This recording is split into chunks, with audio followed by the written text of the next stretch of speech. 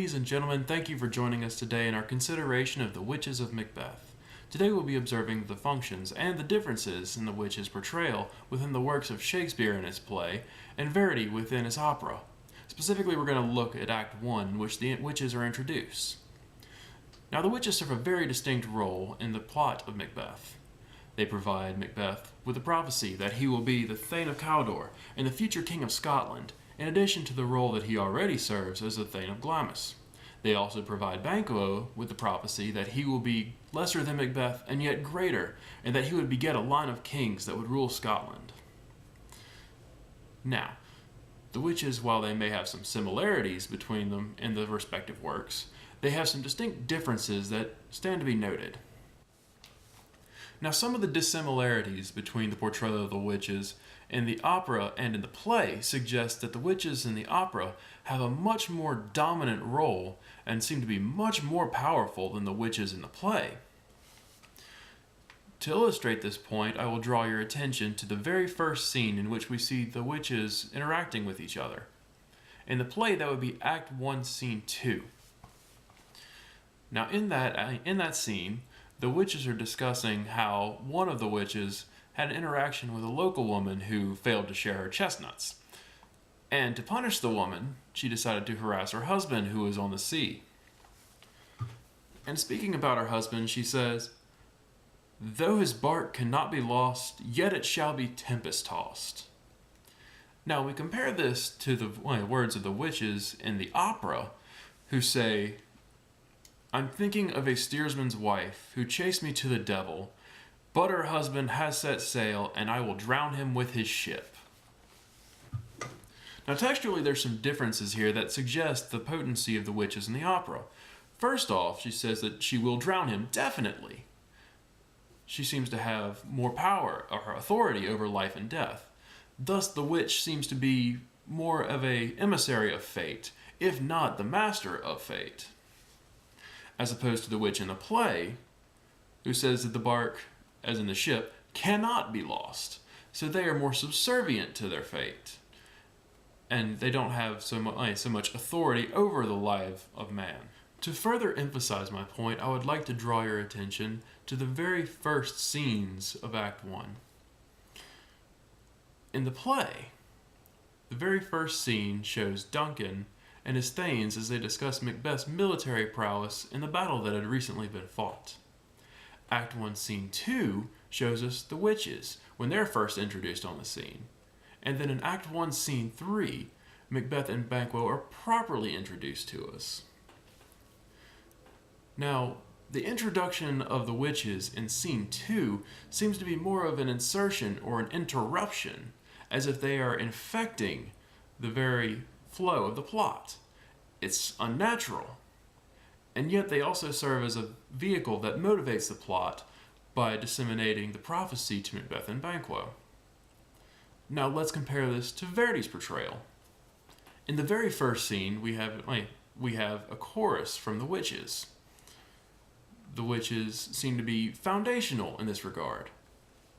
They begin the scene and introduce us to all the figures that we need, and they foreshadow the coming plot.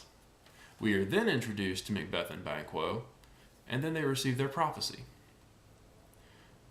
Arguably, since in both of them the witches are supposed to be vehicles that motivate the plot, you can say that they have a hand directly in the events that are to unfold.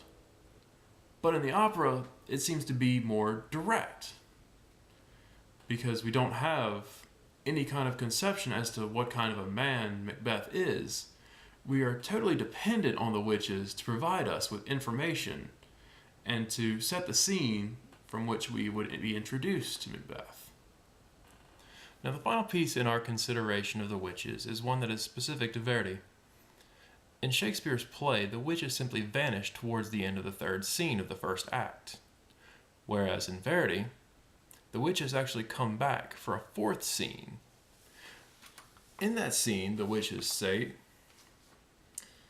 "They have gone. We shall come together again when we hear the crash of thunder. They have gone. Let us go. We await destiny's fulfillment amid the witches' Sabbath. Macbeth will return. We shall see him there, and our oracle will speak to him. Okay. Now we know that in Act 3, the witches actually return and speak to Macbeth.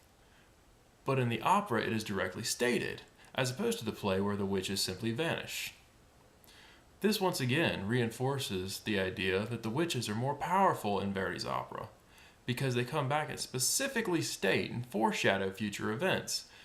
By foreshadowing these events, they emphasize the role they just made, just by pure repetition. They repeat the power of the influence that they had just bestowed upon Macbeth in their prophecy, and that its potency will last until such time as they return. And so, the witches in the opera seem to be more powerful, they have higher authority, and they are portrayed as much more important. Whereas in the play, the witches just seem to be more lackluster and underemphasized.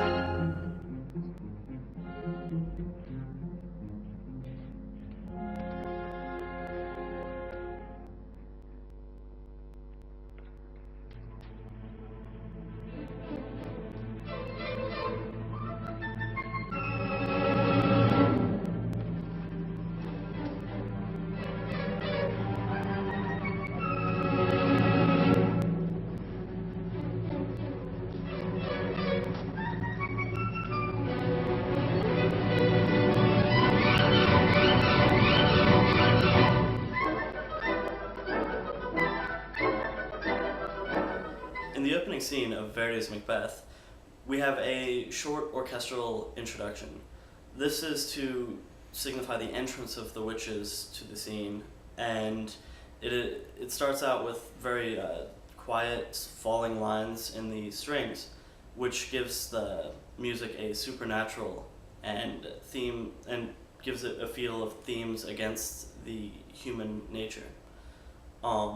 After that come in trills and chromaticism in the upper woodwinds, which also signifies the supernatural, but it starts out with rising lines before each one, which gives it sort of a theme and a hint of equivocation in the witches.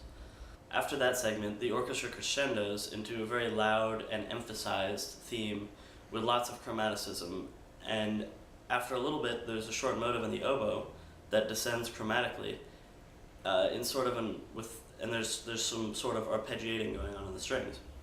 This gives the listener a sense of the supernatural even more so, and for a 19th century listener, this is fairly dissonant, especially with all the chromaticism, and gives them a really big hint that something very unnatural and against the human nature is about to happen.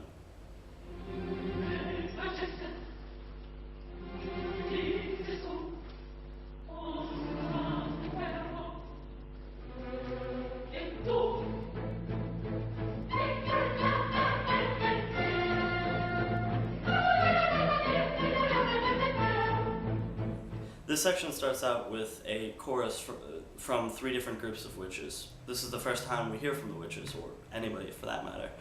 They're singing a sotto voce style, which literally translates to under the voice, which gives them you can't really tell whether they're male or female or something in between. It's very equivocating. The vocal lines are very chromatic, and it gives you just a really dark, foreboding feeling, like you're just not really sure what's going to happen. After a little bit, suddenly the parts become higher and faster and just much more exciting, and it just gives you even more confusion and makes the scene just even more ambiguous. Like, you're not really sure what to expect from them. And then in the background in the orchestra during this faster section, you have lots of very fast arpeggiation in the low strings, the cellos and basses, which gives the scene just an incredibly unnatural feel.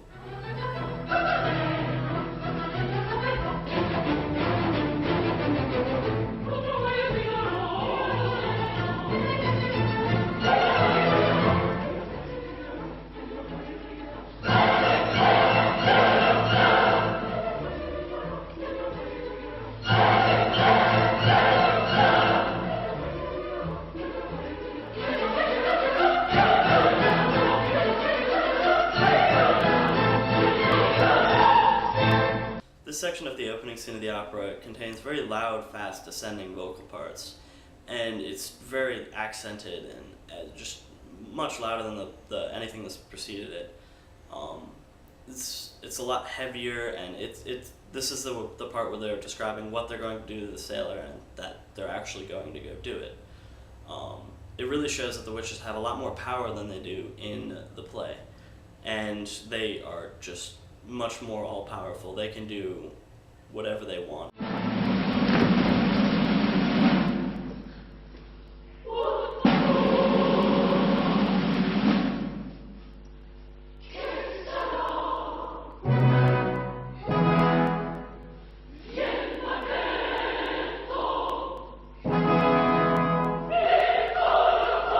This section starts out with drumming, and it really signifies the importance of Macbeth. The fact that the witches stop everything they're doing just because Macbeth is coming.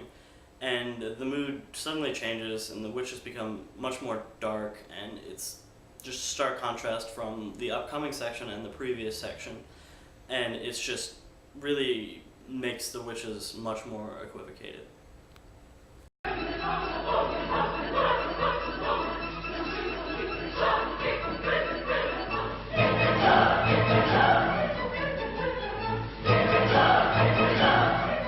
The final section of the scene is a very fast cabaletta, and it really is meant to end the scene on a more powerful note. It shows that the witches have more power than they do in the play, because in the play the witches kind of just, go away.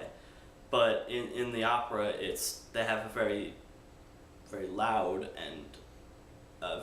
and they end the scene on a just more of a almost bombastic note.